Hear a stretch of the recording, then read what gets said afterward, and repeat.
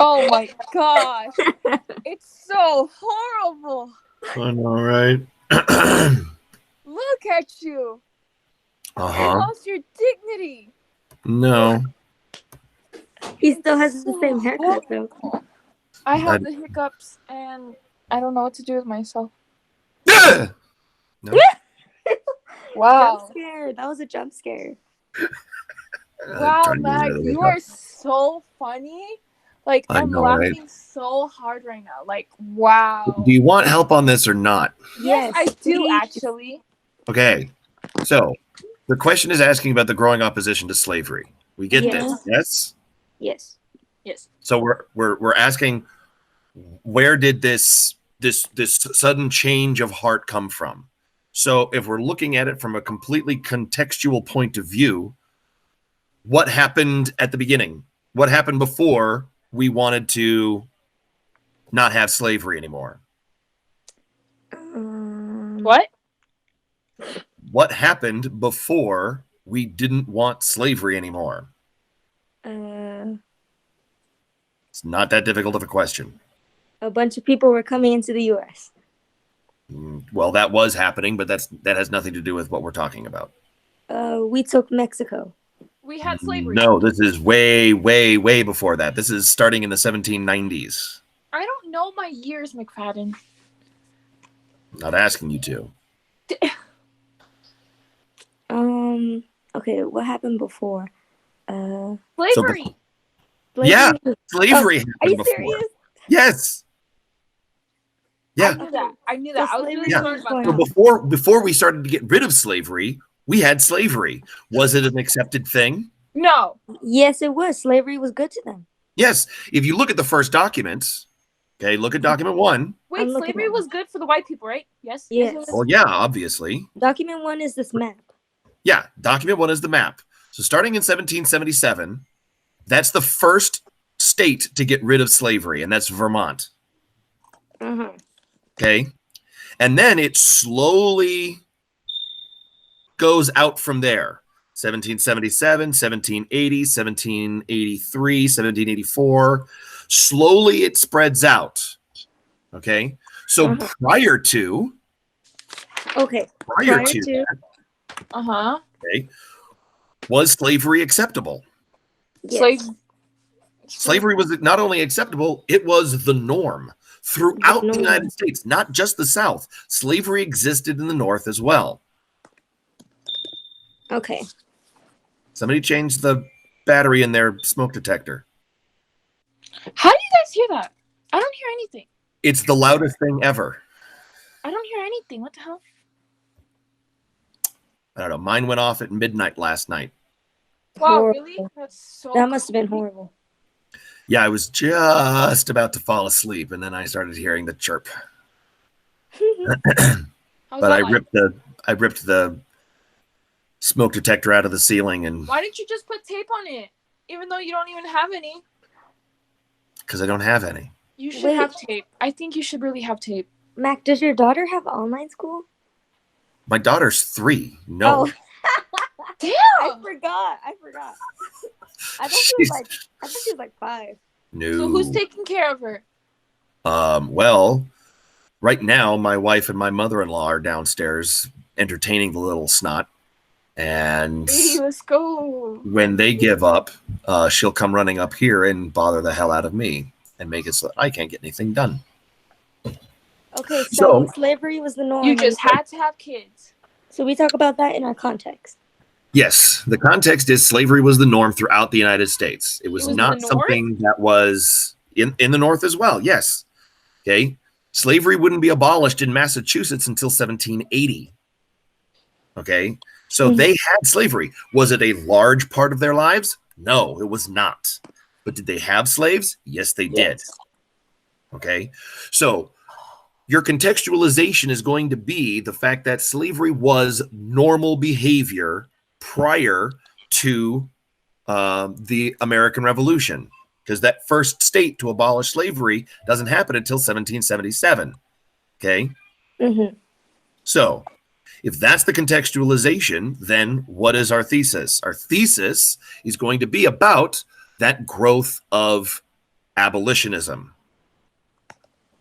Okay, so what happened to abolitionism? It started small and it got bigger. If you look at the map, okay, 1777, and then slowly from there, it kind of spans out until it gets all the way to what is now modern Minnesota and Wisconsin with the Northwest Ordinance outlawing slavery in 1787. So in 10 years, the North has basically wiped out slavery.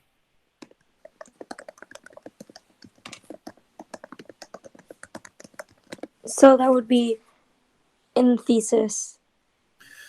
The thesis is going to be along the lines of the fact that let's look at the question again. Okay, evaluate the causes of growing opposition to slavery. So what was the cause? Why did they outlaw slavery? Why didn't the North have slaves? It was bad. Okay. What in what way was it bad? I mean, you're not treating people like humans. Okay, so you can do it from the human standpoint of you're owning another person. So what kind of an argument are you making that slavery is bad? People should be equal. Okay, well, there's the equality argument. That's another argument. But what's that first one? It's a moral argument, right? That is not morally acceptable. It's not morally acceptable to own other people. Right. Because they are equal. People are equal, okay? And you can't say, the line of the Declaration of Independence and exclude an entire group of people just because of the color of their skin. And what you'll see when you start looking at these documents is that's the arguments that they start coming up with. It is a moral argument against slavery. It is an ethical argument against the unequalness of slavery. It'll also be a legal argument. Okay? Because in the Declaration of Independence, it says all men are created equal. Mm-hmm. Well, if that's the case, then you have to include the former or the slaves because they're people too. So one of the categories would be like equality, like it greatly affected the U.S. through wanting equality.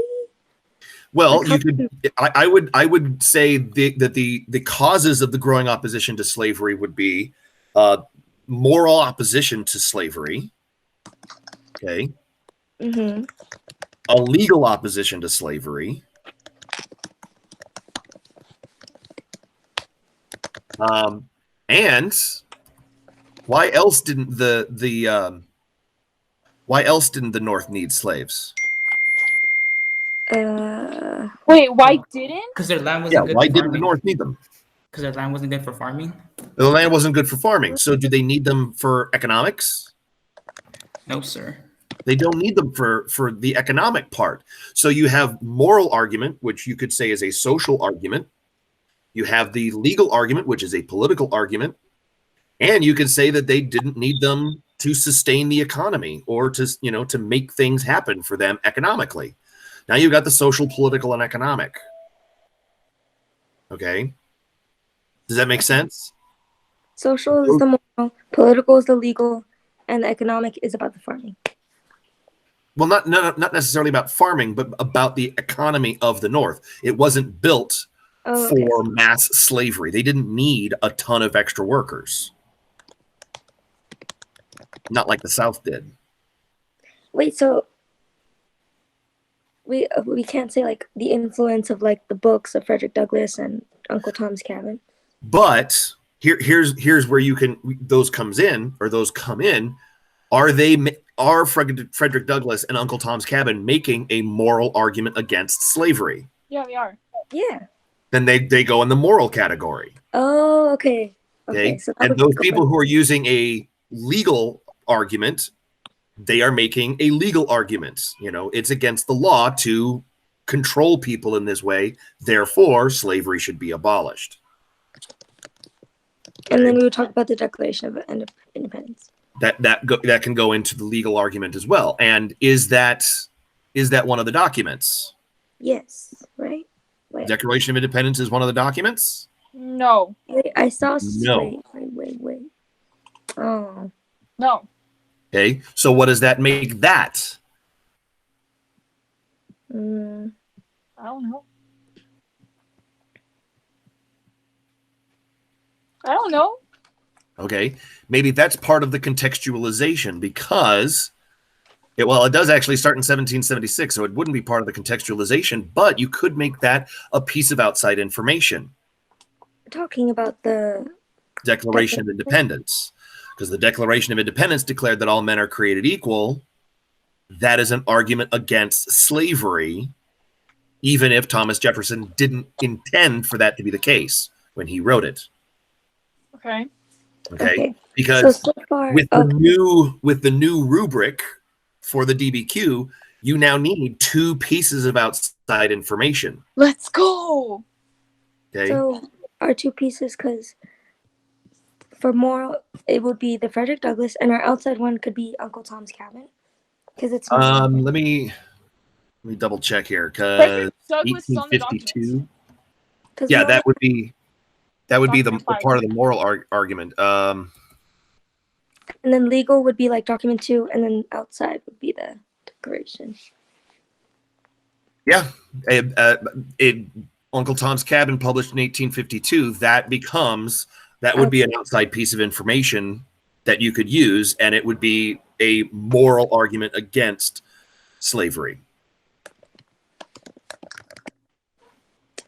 And we have to use 4 documents out of the 5? Yes. Okay. Wait, so we use 4 documents? Yes. And 2 outside evidence. So would document 1 be legal? Go with the legal because it's a map? Well, look at what the reasoning that they're doing is for document 1, okay? Because it's color coded, right? Mm-hmm. Okay. So you have by state constitution and by state law. So the gradual emancipation and then the Northwest Ordinance. Okay. Are those legal documents? Yes. Then yes, it would be a legal argument against it. They outlawed it by state constitution. They said that was not going to happen, and they outlawed it legally. You could not have slaves. Okay. Okay. Because if you look at the sheet, the tally sheet that we're using to score these things, thesis is the same, contextualization is the same, evidence, you need to use at least 2 documents to get 1 point. And then you need to support your argument using those documents to get a 2nd point. But if you want to get the 3rd point, you have to use 4 documents to support your argument. So you can't just say, the map in document 1 shows that they were trying to, change things from a legal perspective. You have to say how that supports your argument that the gradual emancipation of slavery or the gradual emancipation of slaves happened because of this. So if it says, and I say, and so. Yes. Yes. And the substantiating your argument using the documents, okay, the supporting your argument, that's the and so. The and so in both of those has to be done. Otherwise, it doesn't count as, so it's not a thing. So supports your thesis, basically. Yes. Okay. Yep. And if we don't do that, we don't get the point. You don't get the point for that. You'll get the point if you throw in information from 2 documents, you get 1 point. But if you throw in the document information and then use it to support what you're saying, then that's a 2nd point. And then if you use 4 documents, that's a 3rd point. Okay. Then evidence beyond the documents is information for 1 and 2. So there's 2 pieces of outside information there. Then you need to FIA 2 documents. Okay, it's not all of them. It's 2 documents out of the 5. Okay. Okay.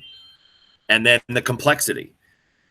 The fact of the matter is that Tassinari and I are looking at it from the perspective of if you can get 8 points out of 10, you're golden.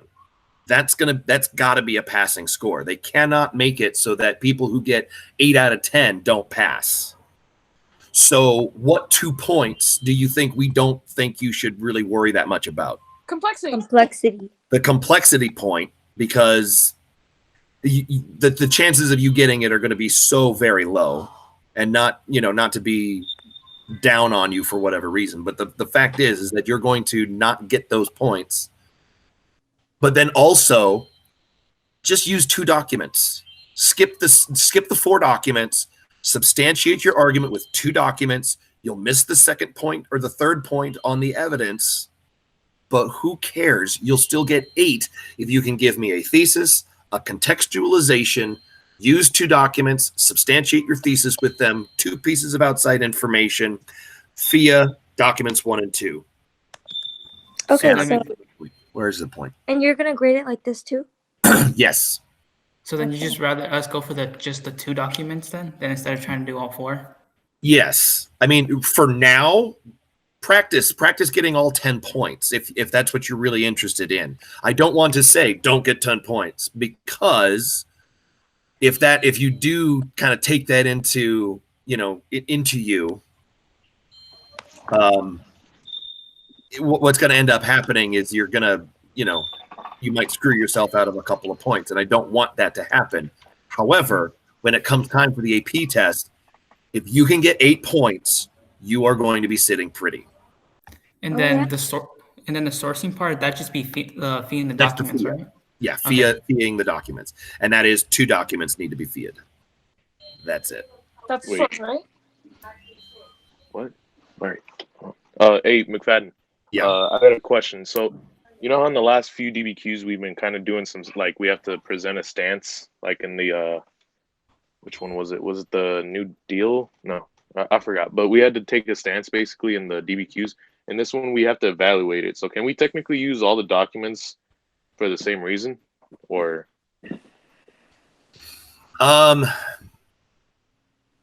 No. You should be able to make at least 2 different categories out of the documents. Yeah, so it's like the North and the South. That's like the 2 categories, right?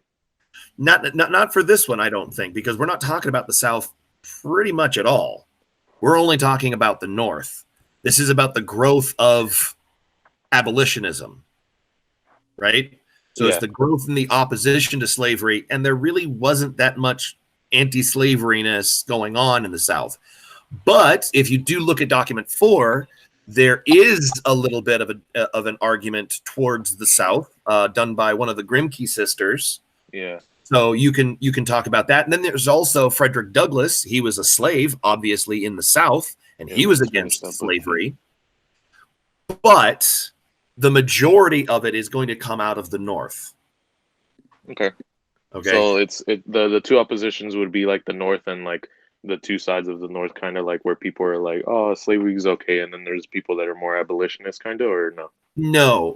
We're looking at it like we talked about this a little bit earlier, but I'm looking at it and I'm trying to build you a social, political, and economic argument. Okay. So social would be there is a moral argument opposing slavery. There is a political argument, which was that it was illegal. They made it illegal. Okay. Think of like the Declaration of Independence stating that all men are created equal. That becomes a legal argument against slavery. And then there's also the economic argument against slavery in the North. They simply didn't need the slaves. So why do we have them around? We don't want them around. We don't need them around. Abolish it. So those are the 3 arguments that grew. And what you're doing in this DBQ is showing me how those arguments grew over time, how they changed. Okay. All right. Thank you. Yeah. So this is, and I'll be honest with you, this is probably the easiest AP US history test that they have given in years.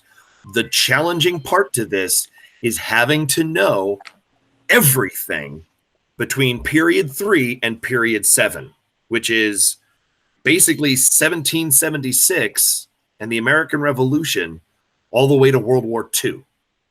because they could ask you anything in that condensed timeline. They're not going to ask anything about the 1950s, which is why we basically are skipping it. If you want to learn more, read a book. And we're not going to be covering anything that has to do with, Native Americans. They're not going to ask a question about that. Why not? Or even early colonialism. They're not going to ask any questions about that. The only questions that they could ask are basically American Revolution to World War II and everything in between. So could it be about the Civil War? Maybe. Could it be about Mexican-American War? Maybe. Could it be about almost anything? Maybe. I don't know. That's the one challenge. But the fact that you know how to do a contextualization, a thesis, finding information in a document and using it to support your argument, and then 2 pieces of outside information and FIA, that's 8 points. So 2 of like mostly everything. 2 FIA, 2 outside, 2 documents, thesis, context, and the 2 ANSOs. Yep. That's basically it. This is a very, very easy DBQ. It sounds easy, but then they're going to ask a question about the Mexican-American War, and I'm going to be like, shit. And that's why we're reviewing from now until the day of the test. Oh my god. I will be getting a 1. Alexa. Okay. I am both exasperatedly worried about this and also very, very excited about this, because it is easy enough that I think everybody could do well, but it's also scary because I have no idea what the question is going to be about. I don't get why they can't tell you.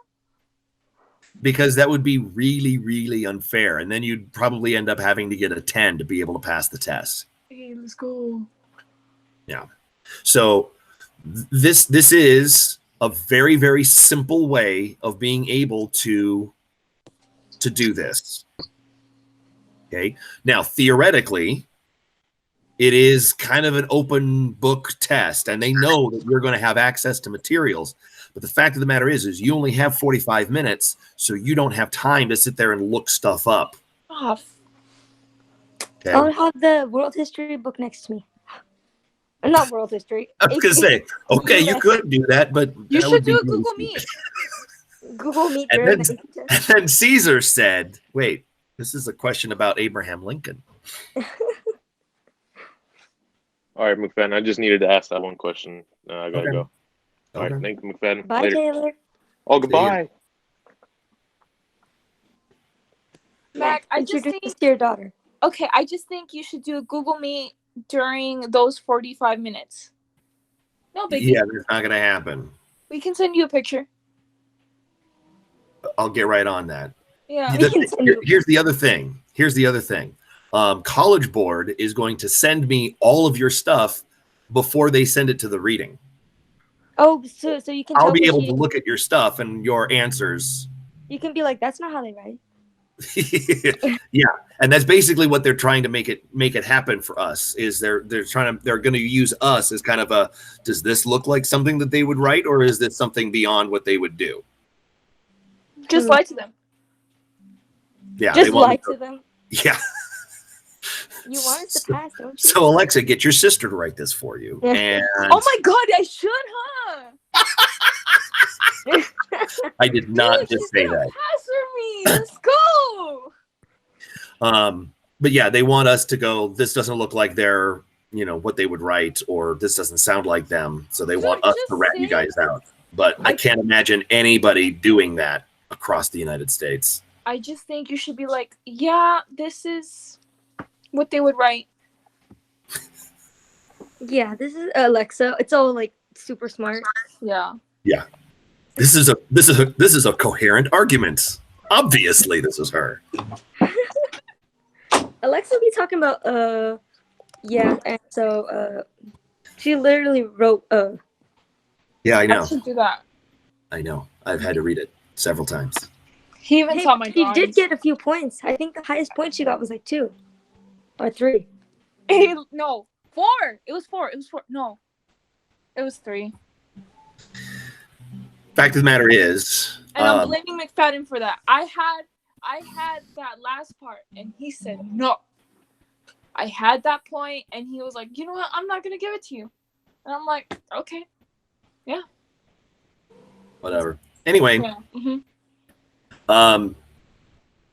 does this make sense? Yes. Yes. Okay. I wrote down some notes.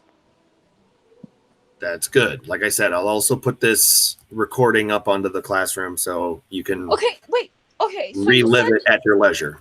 You said not to worry about the complexity, right? But yeah, you know, just skip it. I'm just asking for myself, what is it? The complexity is comparing it to another period of time. So in this case, what's another period of time where we see the growth of a freedom movement? A genocide? I don't know. Genocide is, I think, the opposite of a freedom movement. I knew that. When Martin Luther King Jr. Yeah, civil rights. Yeah, civil rights. Basically, and again, don't worry about this, but the civil rights movement is everything's contextual or complexity statement. Compare everything to the civil rights movement. So what can we say? Well, in this case, we see a growth of a freedom movement moving, gaining civil rights for people, just like during the 1950s and 60s when African Americans continued their fight for civil rights, for full citizenship, for voting rights, for economic rights and things like that.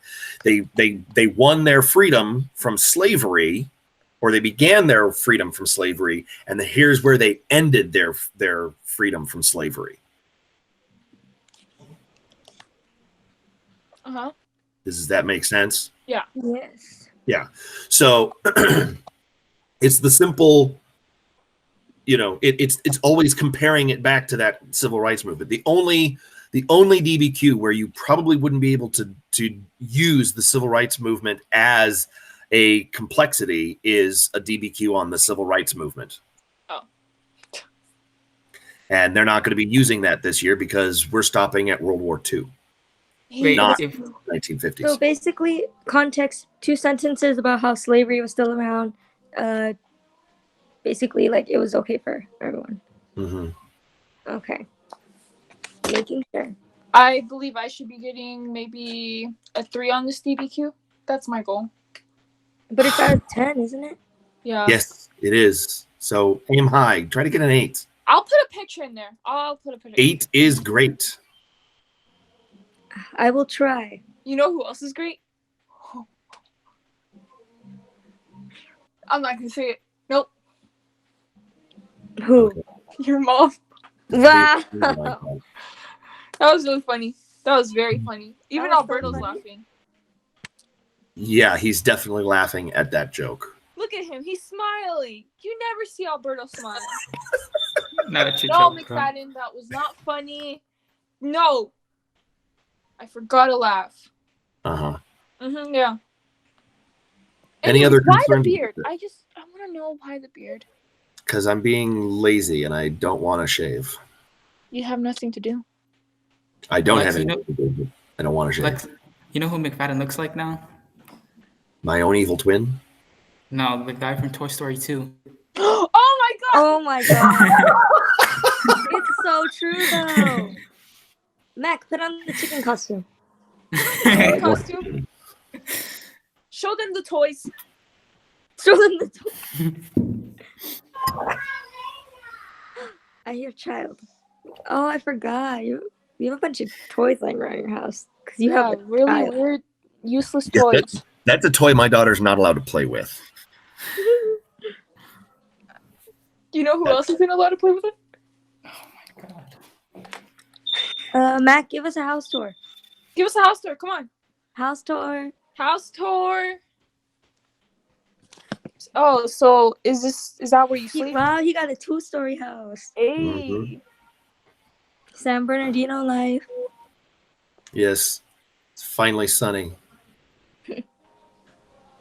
You don't look sunny though. You look very gloomy. Yeah. Well, it's because I just woke up at about 9:30. Wow, that's so crazy, but just wow. Yeah. I can't even. My commute's gotten a lot shorter. I go from there to here. Wow, you're not wasting gas. Yeah. Well, thanks for the information. Okay. I probably would have failed this DBQ without this. Honestly, you should be doing this Yes, from sir. now on. With DBQs. We can just anyways. Out of everything. What They if- couldn't just give us a bunch of SAQs? What if we just do a DBQ every week? So we No, That's what we're gonna be doing Alberto, from you here on want to out. get slapped, huh? This is what we're going to be doing from here on out. Yeah. All right, I'm with it. Okay, DBQs. I was gonna say. Yeah, but they're All right. really, really easy ones. Okay. Okay, yeah. You have the worst sarcasm though. I can tell you that. Don't. All right. Thank you for the info, McFadden. I'll see you You, later. Mac. No problem. Bye-bye. It really helped. Wait, how do you bye-bye. Bye.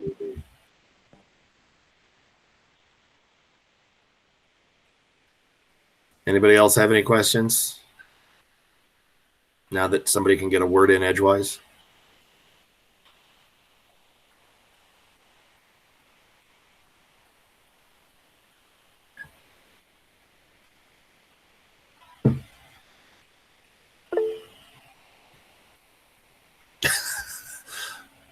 So if you kind of, well, you look like you're using your phone, but there should be, yeah.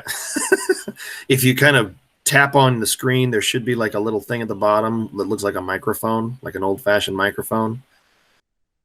Probably got a big red line through it. Push that. Did that do anything?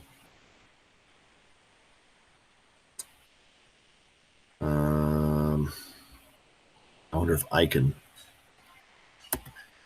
I can't. Yeah, I can't unmute you. Oh, Hey, I there think you I are. got it. There you go. Okay, so when we were talking about context, can we go over that again? So, well, okay. When we talk about contextualization in this particular case, we're talking about the period prior to the question, Yeah. right? Okay. So, in this case, we're talking about the growth of the opposition to slavery. Which means growth to end slavery. Yes. Okay. People against slavery. Okay. So, to put that into context, what do we have to do? Well, we have to talk about the fact that prior to this, slavery was not only accepted, it was legal in all of those places. Because if you look at document 1, the first state or the first territory to get rid of slavery was Vermont in 1777.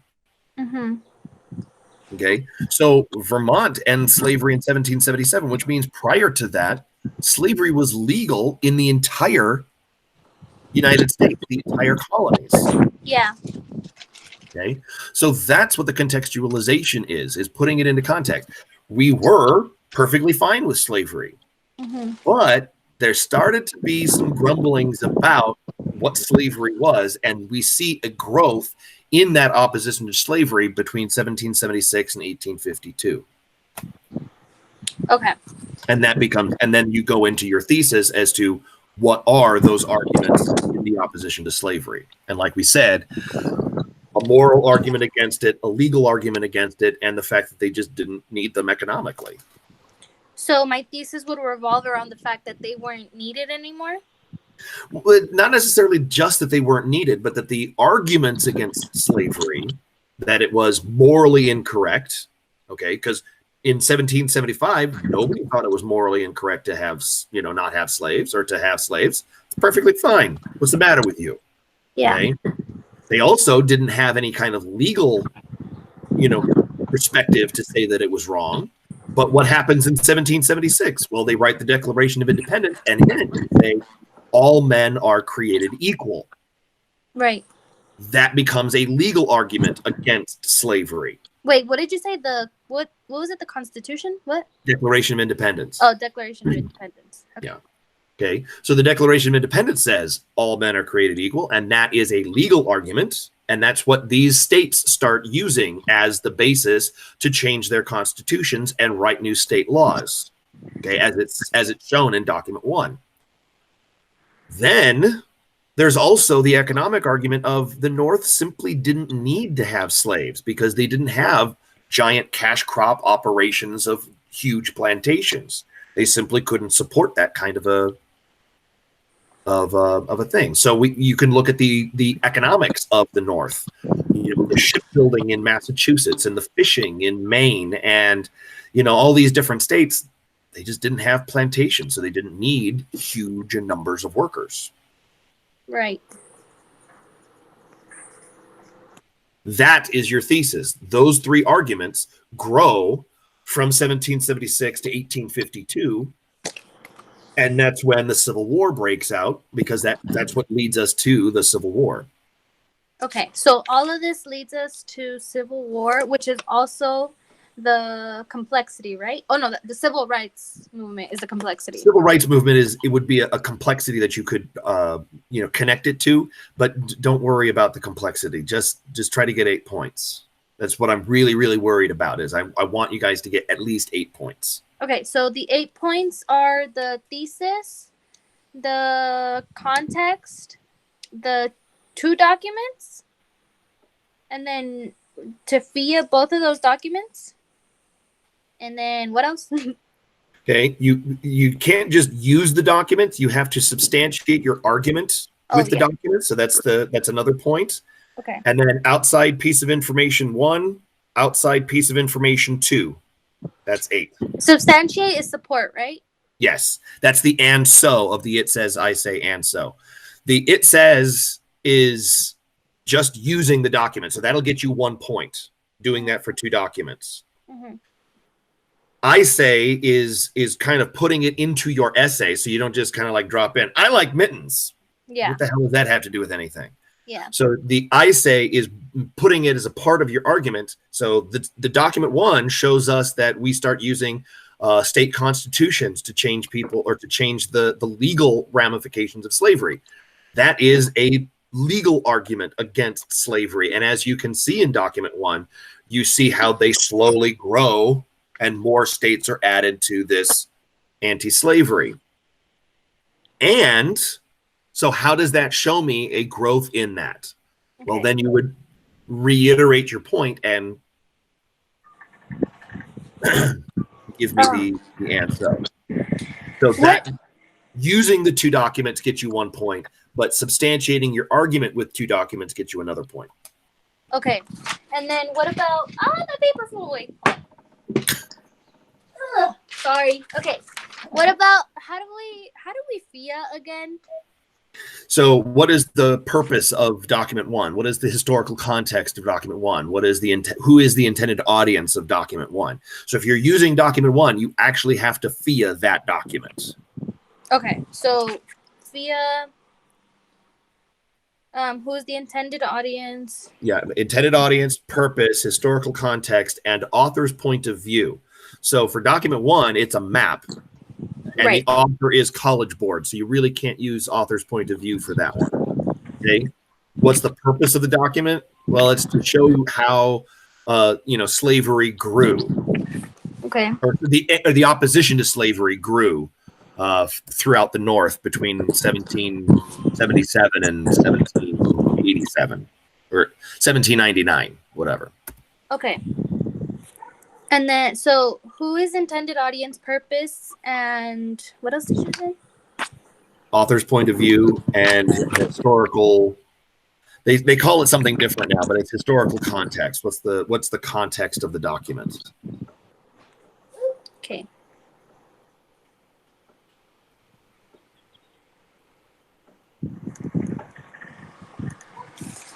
Okay. Are you okay? I got a really sore neck, and I don't know why. Probably because You slept wrong. No, it's probably the fact that I'm getting beaten up by my child on a daily basis.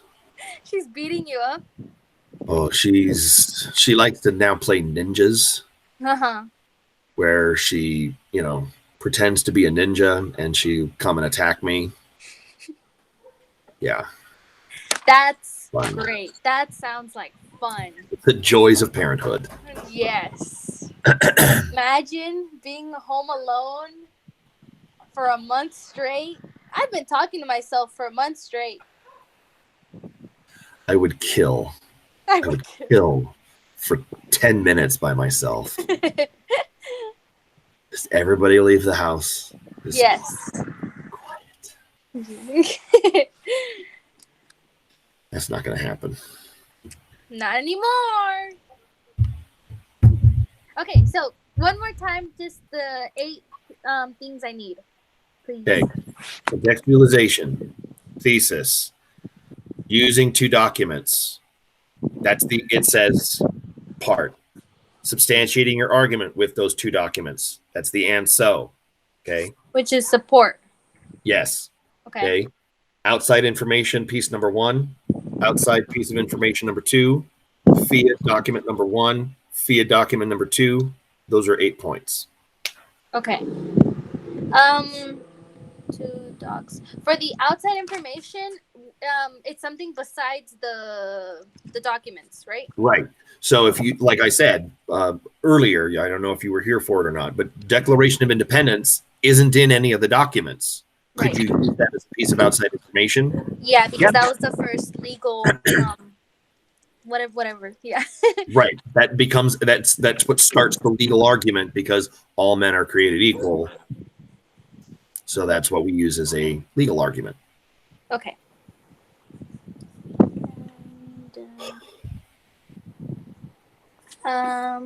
Okay. All right. I think I'm good. Okay. Yeah. If you have any other questions, just let me know. Okay. How long are you gonna be on here?